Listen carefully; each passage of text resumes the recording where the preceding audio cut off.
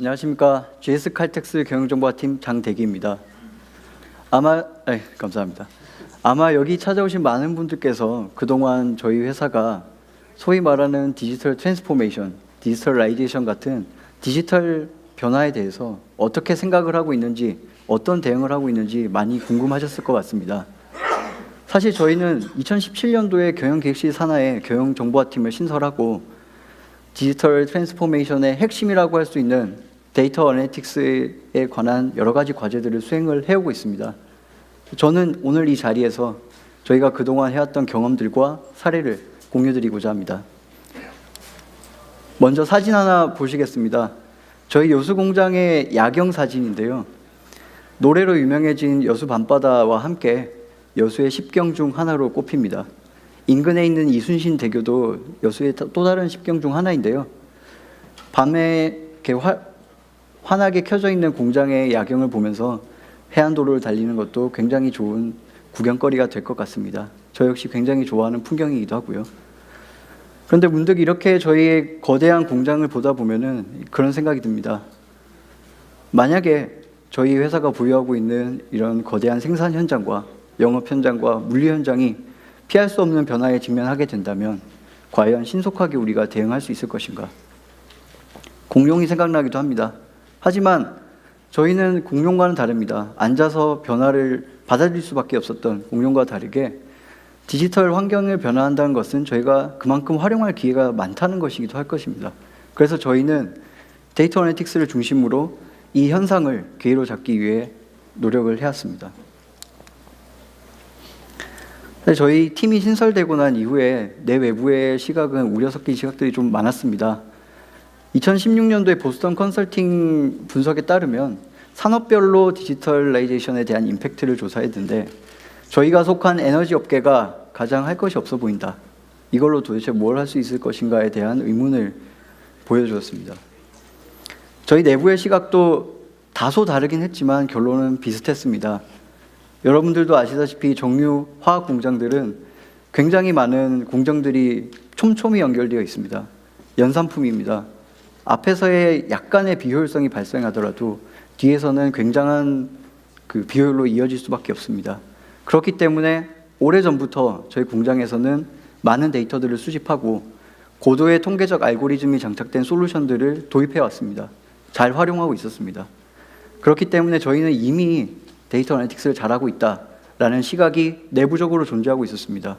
그래서 디지털 환경이 아무리 변화한다 하더라도 여기에서 얼마나 더 잘할 수 있을 것인가 라는 시선이 내부적으로 있었습니다. 저희는 이런 내외부의 우려를 불식시키기 위해서 회사 내부에서 저희한테 맞는 유스 케이스, 베스트 프랙티스를 발굴하는 것이 필요하다고 생각을 했습니다. 그래서 우선 앞서 말씀드린 것처럼 데이터가 풍부한 생산 영역에서 저희는 그 퀵인 과제를 찾고자 했습니다. 분명히 솔루션이 커버하지 못한 부분이 있을 것이다. 그래서 저희가 찾아낸 부분이 공정운영 영역입니다. 공정운영에 있어서는 두 가지 핵심 포인트가 존재합니다.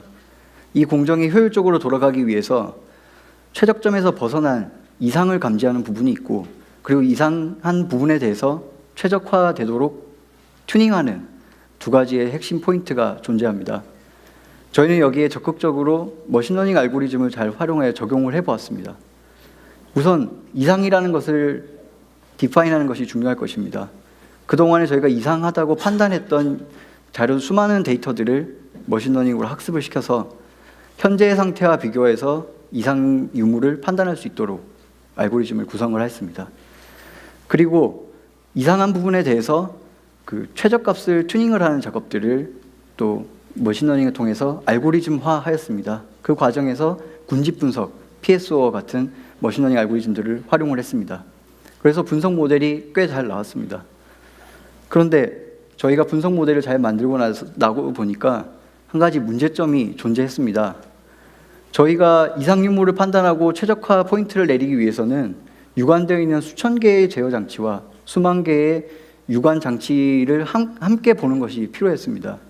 하지만 저희는 그 파일럿 테스트이기 때문에 여기에 들어가는 막대한 컴퓨팅 자원들을 상시적으로 갖출 수는 없었습니다. 필요시에만 활용을 해야 됐고, 그리고 24시간 돌아가고 있는 공장에 영향을 줘서는 안 되는 제약사항이 있었습니다.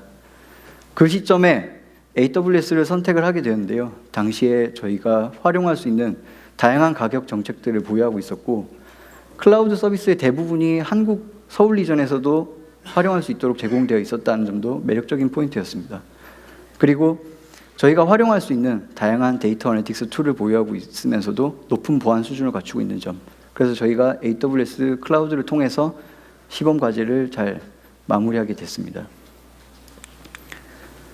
시범 과제를 잘 마무리하고 나서 보니 이제 확산을 해야 될 것입니다. 저희가 우선 앞서 말씀드렸던 생산 영역에서 또 다른 과제들을 찾아봤습니다. 여기 나와 있는 것처럼 공정 수율과 성상 예측, 그리고 운영 최적화, 트러블 원인 분석, 이상 감지 영역에서 성공 가능성이 높은 우선 과제들을 도출하였고 잘 분석하고 있습니다. 결과가 지금까지는 좋습니다. 그런데 말입니다. 과연 잘 분석을 한다고 해서 이것이 현업의 업무에 잘 적용이 될까요? 저희가 걱정했던 것은 수많은 좋은 솔루션들이 도입됐다가 사라진 사례들을 많이 봤기 때문에 아무리 좋은 모델과 솔루션이라 할지라도 현업의 업무에 자연스럽게 녹아들지 못하면 사장될 것이라는 걱정을 갖고 있었습니다. 그래서 저희는 이를 위해서 앞서 도입한 클라우드 환경을 적극적으로 활용을 했습니다. 우선 DB 인터페이스를 통해서 업무 포털에서 현업 담당자들이 분석 결과값을 손쉽게 접할 수 있도록 하였고, 웹 서비스의 형태로 엔드포인트에서 변화된 값을 던졌을 때 그들이 분석값을 실시간으로 리턴 받을 수 있도록 구성을 하였습니다. 그리고 클라우드 환경에서 새로운 그 분석 니즈가 발생을 하거나 데이터 탐색을 하고 싶을 때 잘 할 수 있는 환경을 구성을 하고 있습니다. 그렇게 해서 저희는 생산 영역에서 그 업무 담당자들이 저희가 분석한 결과들을 잘 활용할 수 있는 환경들을 구현해 오고 있습니다. 저희가 생산 영역뿐 아니라 다른 영역에도 확대를 하기 시작했는데요. 그 대표적인 것이 고객 영역입니다. 여러분들 주유소에 대해서 어떻게 생각을 하시는지요? 아마 주유소를 정말 가고 싶다, 막 주유소에서 셀카를 찍고 싶다, 찍고 SNS에 올리고 싶다, 맛집처럼 매일 가고 싶다, 당장 가고 싶다 하시는 분들 없으실 겁니다. 혹시 있으신가요? 네. 그래서 저희는 그 고객들의 니즈를 어떻게 파악할 것인가 굉장히 고민을 많이 했습니다. 그동안 많은 노력이 있었습니다. 하지만 주유소에 오시는 고객분들은 주유라든가 세차라든가 명확한 목적을 가지고 오시는 분들이 대부분입니다. 이분들은 그 목적이 달성되고 나면 빠르게 나가고 싶어 하시죠. 그래서 저희가 고객을 파악하는 것 자체가 굉장히 힘들었습니다. 고객분들에게 뭔가 행동을 추가적으로 하게 한다거나 뭔가 장치를 달게 한다거나 이런 것들은 굉장히 귀찮아하고 힘들어 하십니다. 그래서 저희는 고객이 모르는 사이에 저희가 고객들을 분석을 하고 그들의 니즈를 충족시키는 고객 감동을 한번 해보려고 시도를 했습니다. 그중 하나가 주유소에 설치되어 있는 영상 장비를 활용한 부분이었습니다. 여러분들이 주유나 세차를 하러 오셨을 때 설치되어 있는 영상 기기에서 차량을 인식을 하고 거기에서 차종이나 연식 데이터를 추출을 해서 활용해보자는 아이디어로 이것을 시작했습니다. 하지만 여기에는 또 개인정보보호법에 대한 이슈들이 많이 있죠. 그래서 영상에서 원천적으로 저희는 개인정보보호법에 위배될 만한 부분들을 제거를 하고 주유소 내부에서 단순히 차종과 연식만 인식을 해서 통계적 데이터로 떨어뜨려주는 구조를 만들었습니다. 그리고 이를 통계적으로 분석을 해서 저희가 타겟 마케팅까지는 아니더라도 주유소별로 특화된 서비스들을 어떻게 제공하는지 좋을지 탐색해 보고 있습니다. 이는 적용점에 대해서 저희가 계속 연구 중에 있고요. 향후에 좋은 서비스로 보여드릴 수 있을 것 같습니다. 저희가 영상 분석한 내용들은 그 프라이버시 데이터를 제외하고 간단한 영상으로 이 자리에서 보여드리도록 하겠습니다.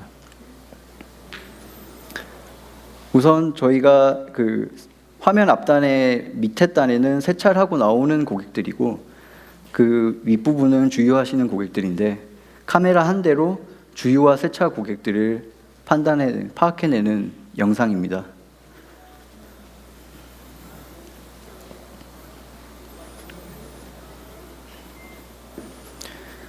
추가적으로 저희는 주유소 내부뿐만 아니라 주변에 오시는 분들은 어떤 분들이 오시는지 좀 궁금해서 이 부분도 한번 파악해 보고자 했습니다.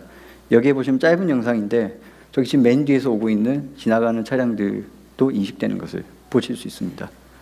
저희는 이를 활용해서 주유소 현장에서 추가적인 서비스를 검토 중에 있습니다.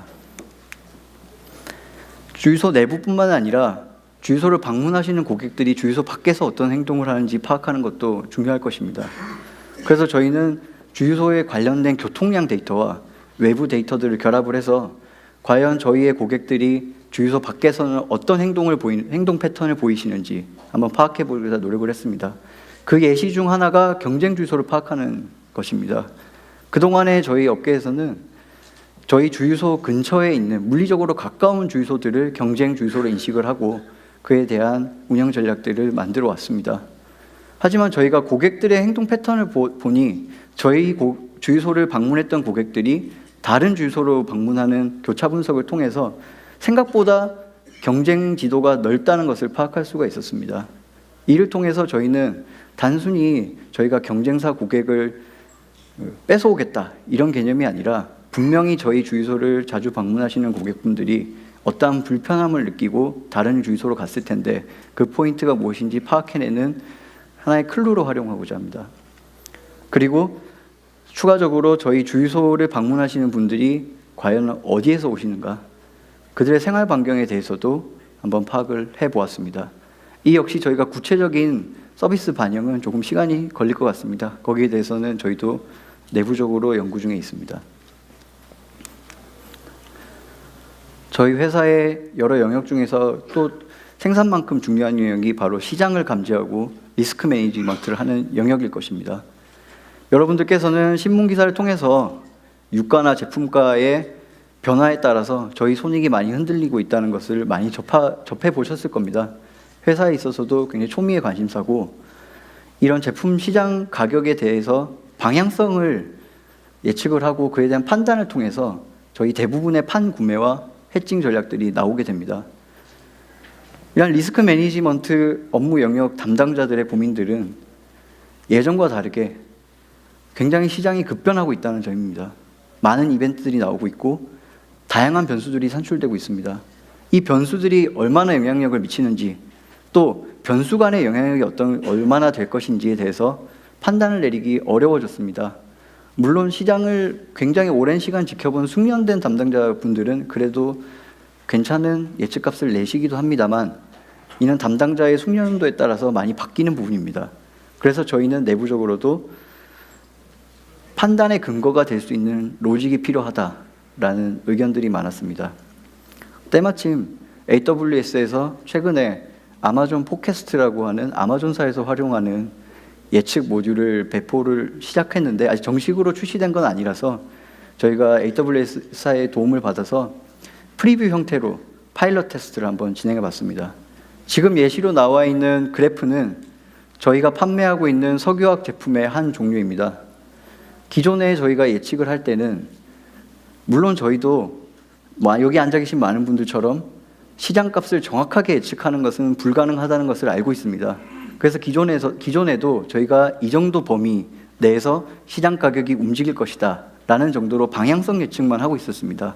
그 범위가 기존에는 한 40불 정도였는데 이 아마존 포캐스트를 활용을 해보니 데이터만 잘 정리되면 케이스별로 한 30불 정도, 더 적게는 20불 정도 범위로 줄일 수 있다라는 테스트 결과를 얻을 수 있었습니다.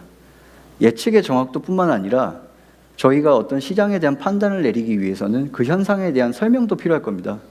그 당시에 어떤 변수가 가장 영향력이 있었는가. 포캐스트 모듈을 활용하면서 여러 다양한 변수들을 넣고 빼는 작업들을 통해서 다양한 케이스에 대한 예측값들을 산출할 수 있었기 때문에 이 예측값에 대해 지배적인 영향력을 미치는 변수가 무엇인지도 파악할 수 있었습니다. 그리고 앞서 저희가 보여드렸던 많은 모델들과 같이 이런 바뀌는 시장들에 대해서 대응하려면은 현업 담당자들이 직접 분석하고 실시간으로 분석하는 활동들이 필요합니다. 근데 그들은 데이터 사이언티스트들이 아닙니다. 그래서 저희가 여기서 메리트를 얻을 수 있었던 것은 데이터만 잘 준비되면 코딩이 없어도 분석을 돌릴 수 있다는 점이 가장 큰 좋은 요소 중 하나였습니다. 저희는 이 파일럿 테스트 결과가 굉장히 괜찮게 나와서 다른 제품들과 그리고 기간도 좀 더 늘려서 확장을 검토 중에 있습니다.